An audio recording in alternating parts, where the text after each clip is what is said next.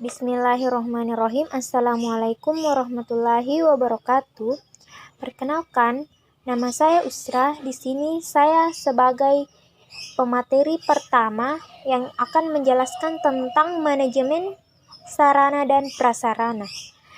Nah, sebelum kita masuk dalam sarana dan prasarana, kita wajib tahu apa sih itu manajemen. Nah, manajemen adalah suatu proses untuk mewujudkan tujuan yang diinginkan.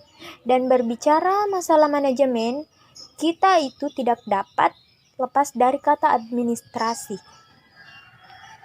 Ya, administrasi dan manajemen itu tidak dapat dipisahkan karena harus merupakan suatu kesatuan.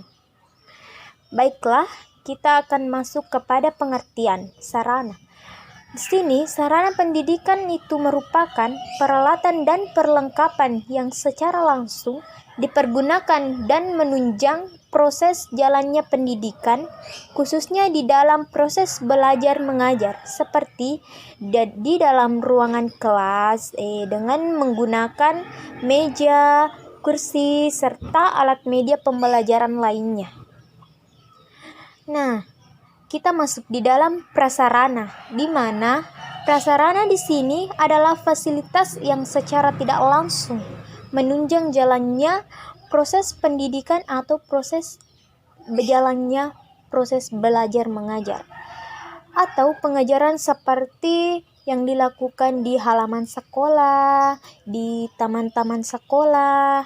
Nama saya Sudarmin Hamdani sebagai pemateri kedua akan membahas tentang tujuan manajemen sarana dan prasarana. Secara umum, tujuan manajemen sarana dan prasarana pendidikan adalah memberikan pelayanan secara profesional di bidang sarana dan prasarana pendidikan dalam rangka terselenggaranya proses pendidikan secara efektif dan efisien. Secara rinci, tujuannya adalah sebagai berikut: mengupayakan pengadaan sarana dan prasarana pendidikan melalui sistem perencanaan dan pengadaan yang hati-hati dan seksama.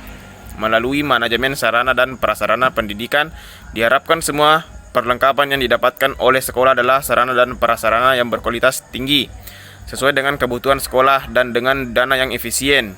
Mengupayakan pemakaian sarana dan prasarana secara tepat dan efisien, mengupayakan pemeliharaan sarana dan prasarana sekolah sehingga keberadaannya selalu dalam kondisi siap pakai dalam setiap diperlukan oleh semua personel sekolah.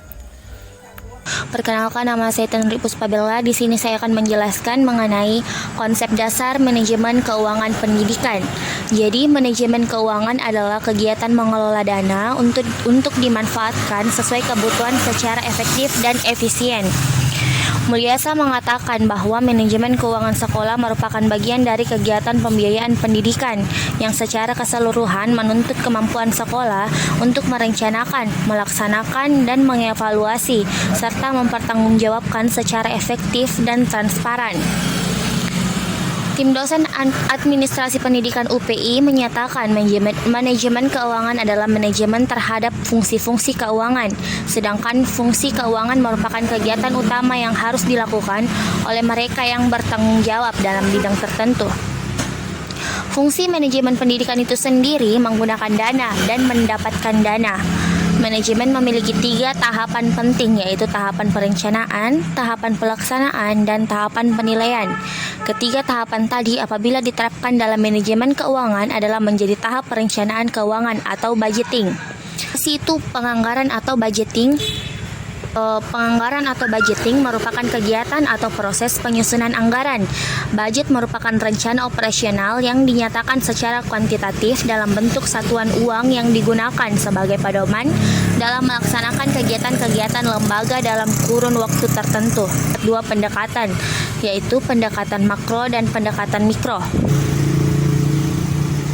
Pendekatan makro mendasarkan perhitungan pada keseluruhan jumlah pengeluaran pendidikan yang diterima dari berbagai sumber dana kemudian dibagi jumlah murid. Pendekatan mikro mendasarkan perhitungan biaya berdasarkan alokasi pengeluaran per komponen pendidikan. Assalamualaikum warahmatullahi wabarakatuh. Perkenalkan, nama saya Divusya Talib. Saya akan menjelaskan tentang pelaksanaan atau accounting. Pelaksanaan adalah bahasa yang digunakan untuk menggambarkan hasil kegiatan ekonomi. Menurut Mulyasha, dalam pelaksanaan keuangan sekolah dalam garis besar dapat dikelompokkan ke dalam dua kegiatan, yakni penerimaan dan pengeluaran.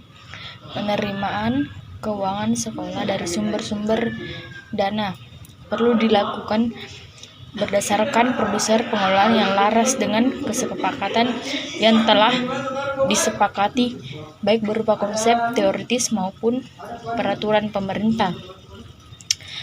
Selanjutnya yaitu evaluasi, adalah proses pengumpulan dan penyesuaian bahan bukti tentang informasi yang dapat diukur mengenai suatu entitas ekonomi yang dilakukan seseorang yang kompeten dan independen.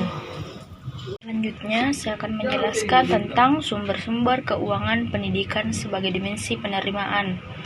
Yang pertama itu hasil penerimaan pemerintah umum, dan yang kedua untuk penerimaan pemerintah khusus untuk pendidikan, dan yang ketiga untuk iuran sekolah, dan yang terakhir itu sumbangan-sumbangan sukarela dari masyarakat.